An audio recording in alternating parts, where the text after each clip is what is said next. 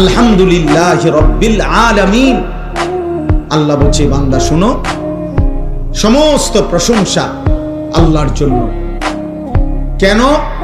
যেহেতু তিনি জগৎ সমূহের পালনকর্তা। আল্লাহ তাআলা বললেন আলহামদুলিল্লাহ, সমস্ত প্রশংসা আল্লাহর জন্য। যদি বলি কেন, আল্লাহ বলবে, বান্দা কেন কেন আমার জন্য প্রশংসা হবে না? এই কায়নাতের সব আয়োজন যেখানে যা, সবই তো আমার, সবই কার? তো আমার প্রশংসা হবে না তো কার হবে? এই সৃষ্টির চারিদিকে যত আয়োজন, ভালোবাসার যত রং, যত প্রিয় জিনিস, যত পছন্দ, যত ভালোবাসা, যত আবেগ, যত অনুভূতি, যত ফিকির, যত চেষ্টা, যত মেহনত, যেখানে যত আয়োজন, সবকিছুই তো বান্দা আমার দেওয়া, আমার।